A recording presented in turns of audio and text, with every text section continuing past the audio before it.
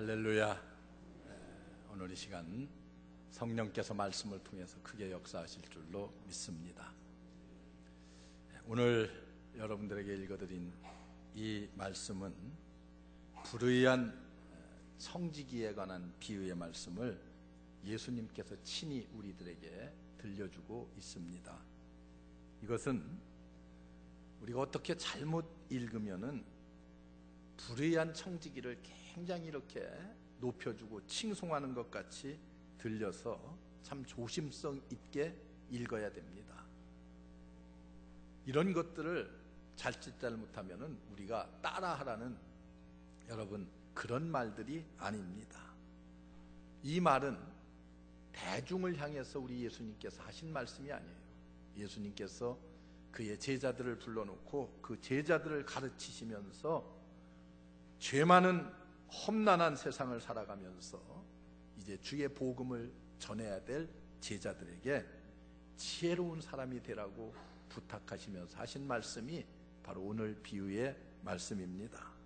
그러기 위해서 선하고 좋은 사람의 예를 들지 않고 우리 주님께서 악한 사람으로부터 지혜를 배우는 비결을 말씀하면서 제자들을 가르치십니다. 이것은 따라하라는 얘기가 아니라 그들의 그 지혜로움을 좀 배우고 교훈을 삼아라, 그런 말씀이에요.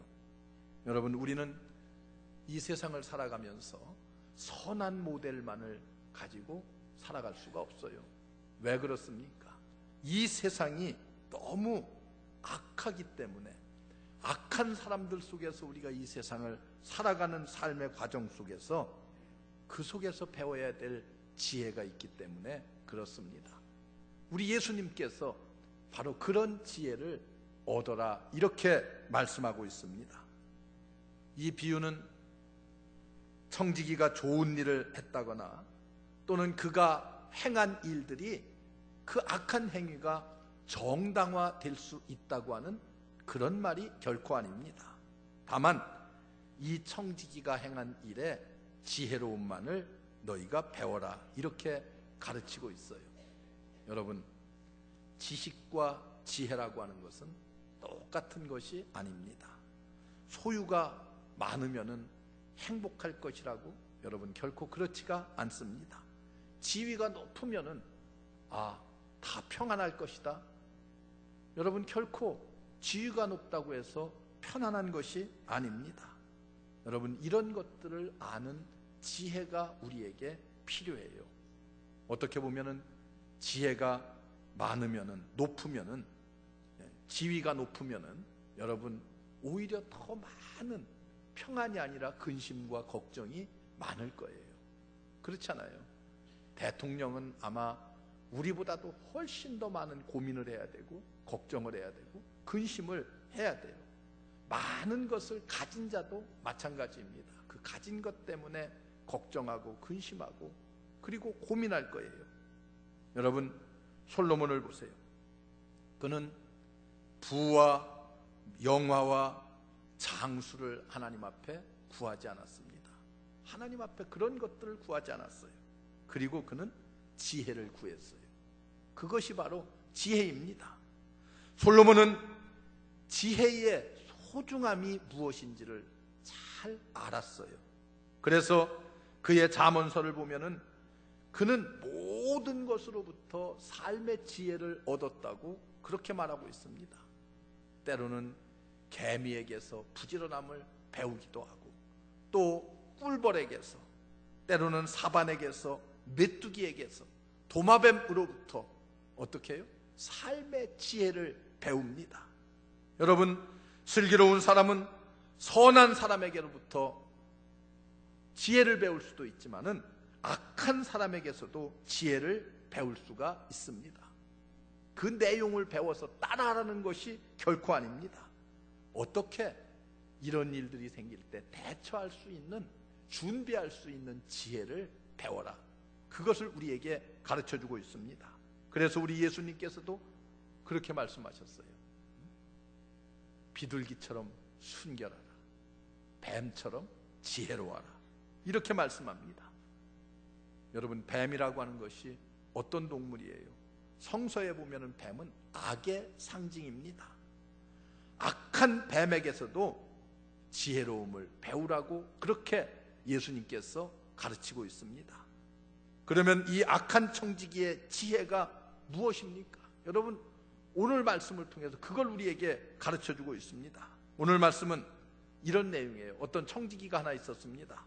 이 청지기는 부잣집의 재산을 관리하는 일을 맡아서 행하는 사람이 청지기예요. 이 청지기 수하에 또 많은 종들을 거느리게 됩니다. 그런데 이 청지기가 행실이 매우 좋지 않았다고 성경은 말하고, 이 행실이 좋지 않은 악한 청지기에 관한 소문이 주인의 귀에까지 들어왔습니다. 이때 주인이 그 악한 청지기를 불러서 내 직분을 이제 중지시키고 빼앗겠다 말씀합니다. 이제까지 내가 했던 모든 일들을 다 세마라, 정리해서 이제 결산하자, 그런 말입니다. 그런데 이 악한 청지기의 생각이 지혜로웠다. 예수님께서 그렇게 말씀해요. 이 청지기가 어떤 생각을 했어요? 야, 나는 이제 나이도 많고 이제서 내가 땅을 파자니 힘도 없고 빌어먹자니 부끄럽고, 생각해보니 아무것도 할 일이 없었습니다. 그래서 그가 생각해낸 것이 이거예요. 악한 청지기의 지혜, 오늘 읽은 말씀입니다. 여러분, 주인은 뭐요? 이 청지기의 지혜만을 칭찬합니다. 이 청지기가 선하다거나 잘했다거나 그런 이야기가 아니라, 비록 악하기는 했지만은 그 지혜는 가상하다, 그렇게 말씀하고 있습니다. 이 악한 청지기가 한 일이 무엇입니까? 주인의 재산을 탕진했어요. 어떻게 할까 하다가 이제 요 남은 기간 동안 주인에게 빚을 진 사람들을 다 불러 모았습니다. 야, 당신은 얼마의 빚을 졌습니까? 기름 100마를 졌습니다. 그러냐? 야, 빨리 50마리라고 다시 사용증서를 고쳐 써라. 너는 얼마냐? 저는 밀 100석을 빚졌나이다. 그러냐? 빨리 80석으로 고치어라. 여러분, 이게 무슨 뜻이에요? 문서를 위조해서 횡령했다는 그런 말이 아닙니까? 이렇게 하면은 이 사람이 생각하기를 나중에 주인에게 내가 쫓겨난다 할지라도 이 사람들이 나를 좀 도와주지 않겠느냐, 그렇게 생각을 했습니다. 여러분, 이 비유는 무엇을 우리에게 교훈하고 있습니까?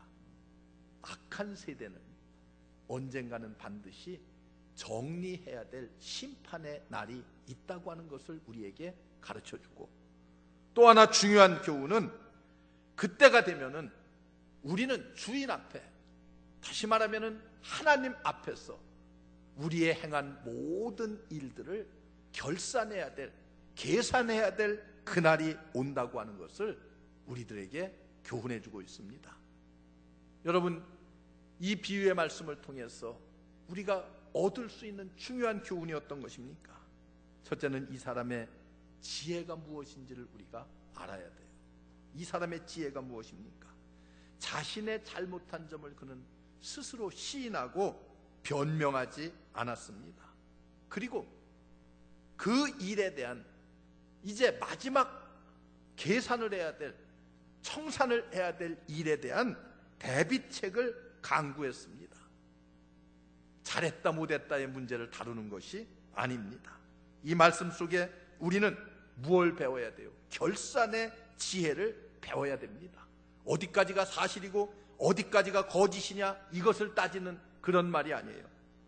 현실을 인정하는 것이 중요하고 쓸데없는 변명을 해서는 안 된다고 하는 것을 우리에게 말해줘요. 그날에는 그렇게 할 수 있는 여유가 없습니다.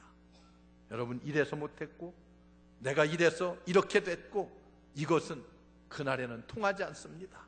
심판날에는 여러분 분명히 알아둘 것이 있어요. 변명이 통하지 않는다고 하는 사실입니다.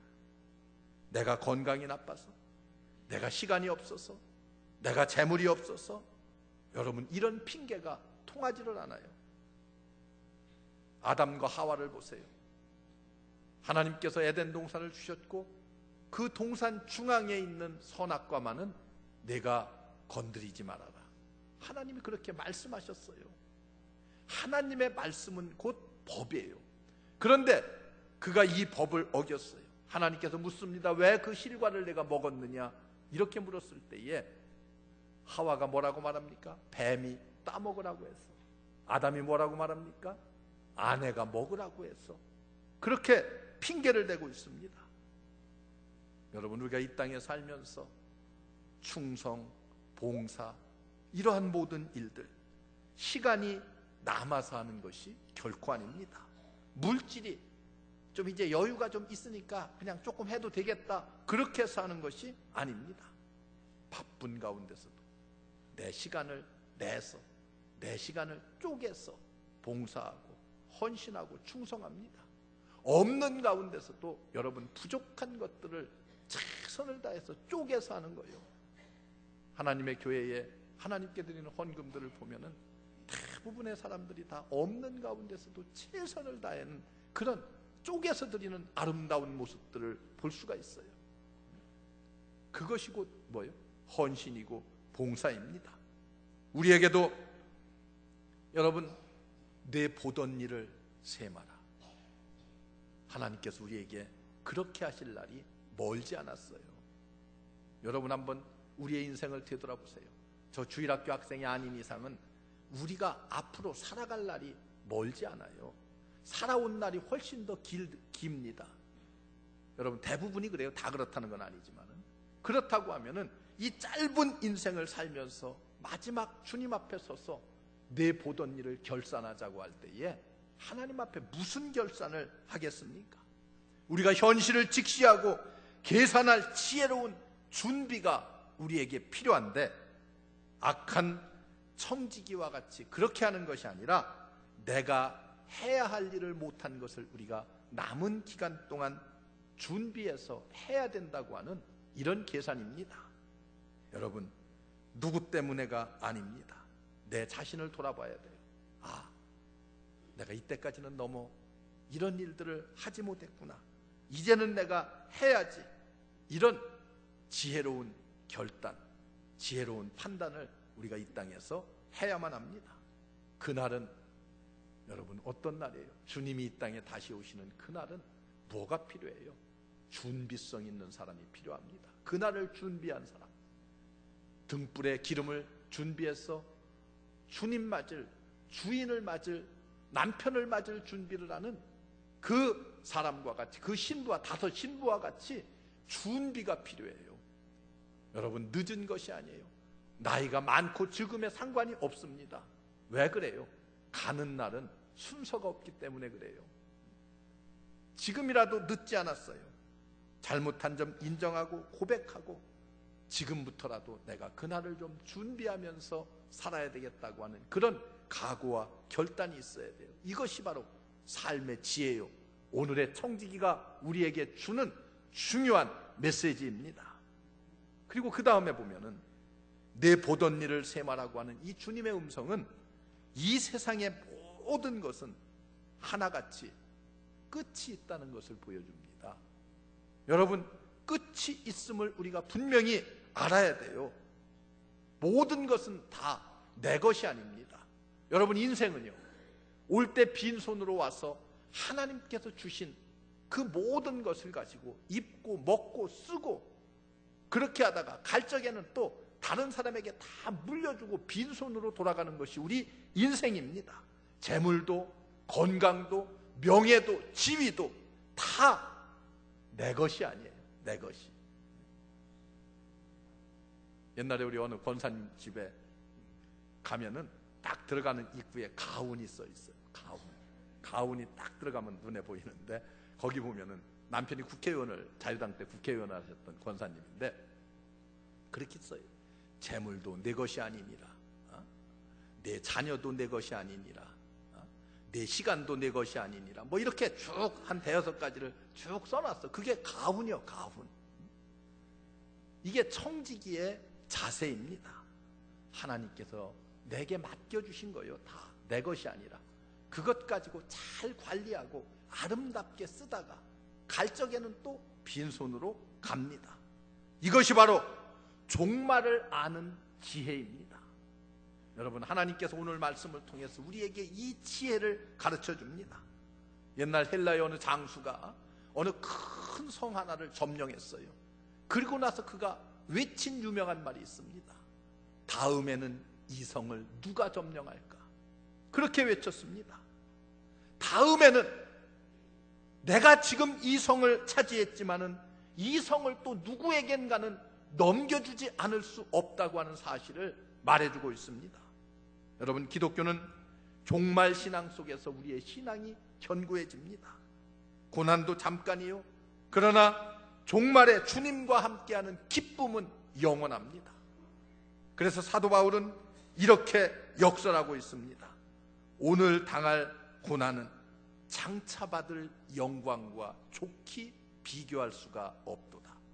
여러분, 내 보던 것을 세마라. 종말이 찾아온다고 하는 사실을 우리가 깨닫고 준비해야 됩니다.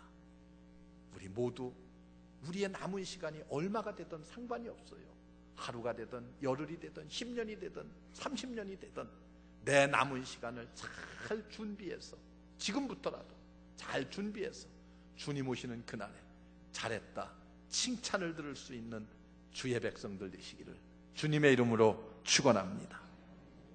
세 번째는, 여러분, 내 보던 것을 세마라고 하는 이 말은 우리에게도 남은 시간을 잘 활용할 수 있는 기회가 왔다는, 여러분, 그런 말씀이에요. 기회가 왔어요. 셈을 할 수 있는 기회가 찾아왔습니다. 여러분, 사람에게 만약 내 생명이 1년밖에 남지 않았다, 이렇게 사형 선고를 의사로부터 받으면은 대부분의 사람들이 어떻게 하는 줄 알아요? 낙심하고 비관하고 절망해요. 남은 1년 될 대로 되라, 그렇게 생각하는 사람들이 얼마나 많습니까? 여러분, 그러나 우리는 1년이라고 하는 기간이 남았기 때문에 이 기회를 어떻게 보람있게, 어떻게 아름답게 살고 준비할 것인가를 생각하는 그런 사람이 여러분 지혜로운 사람입니다. 우리는 그렇게 세상을 살아야 됩니다. 늘 우리는 지금 내게 주어진 시간이 이 시간밖에 없다, 이 시간밖에 내가 살 수가 없다는 그런 생각을 가지고 우리가 세상을 살아야 돼요.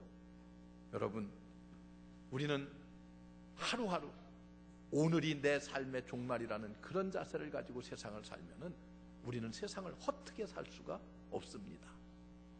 일본의 유명한 소설 가운데 이끼루라고 하는 소설이 있어요. 산다라고 하는 뜻을 가진 이 소설, 노벨 문학상 후보에까지 올라와 있다는 아주 유명한 소설입니다. 그 소설의 내용은 이런 거예요. 25년 동안 시청에 근무한 한 건장한 사람이 병원에 가서 종합검진을 받습니다. 그런데 암 진단을 받고 그리고 6개월밖에 살 수 없다는 그런 선고를 받아요. 이 사람이 고민하기 시작합니다. 모든 것이 귀찮아져요.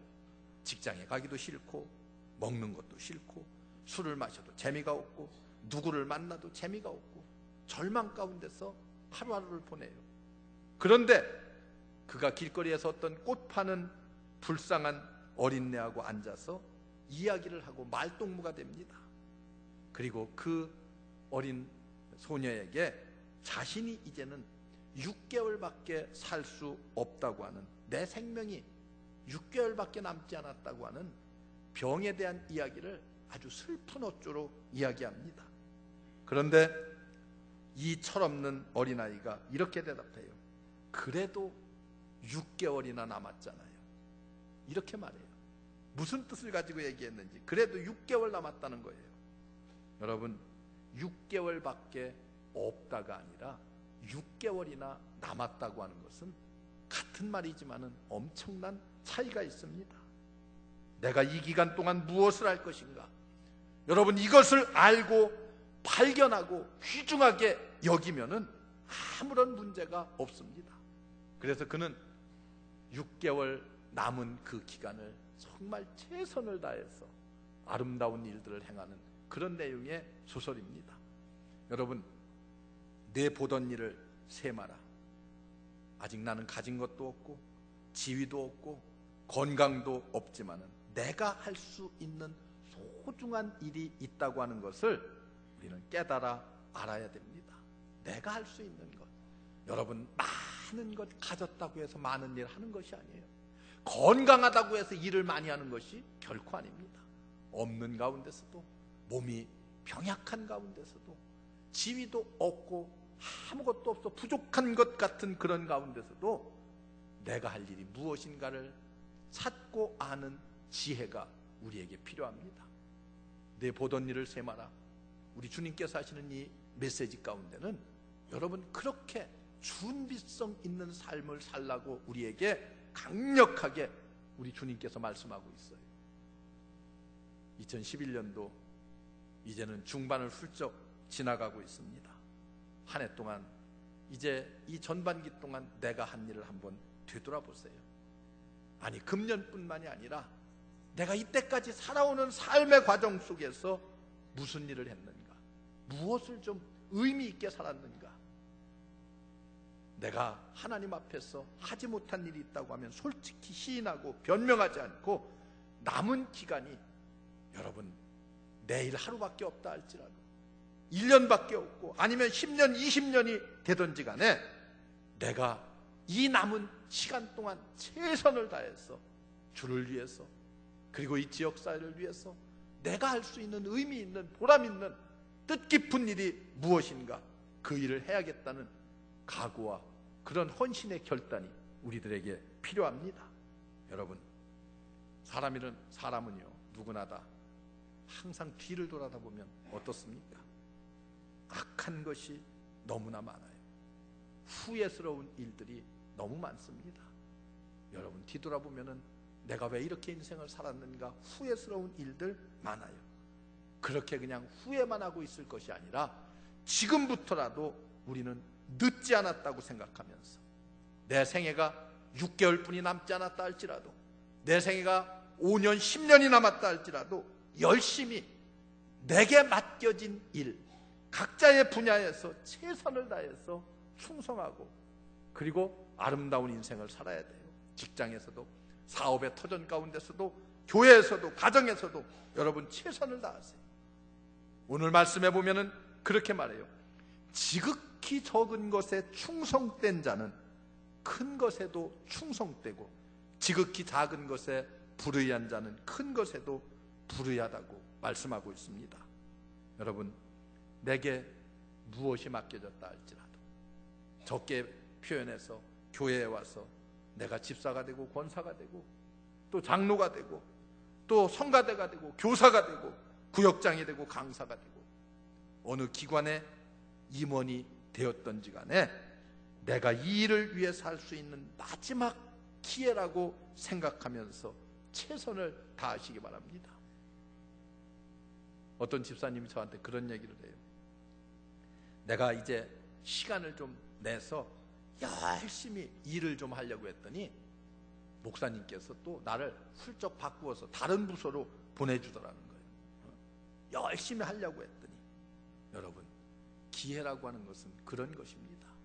내가 잡으려고 하면은 언제 도망가는지 모르게 도망가는 것이 기회입니다. 그렇기 때문에 기회라고 하는 것은 항상 내일 잡아야지, 모레 잡아야지 하는 것이 아니라 지금 이 순간 하나님께서 내게 맡겨진 사명이 무엇인가, 내가 해야 될 일이 무엇인가를 찾아서 내 보던 것을 세마라는 주님의 음성을 듣고 새로운 각오로 시작함으로 주님께로부터 착하고 충성된 종아, 이런 아름다운 칭송을 듣는 우리 모든 성도 여러분들 되시기를 주의 이름으로 축원합니다.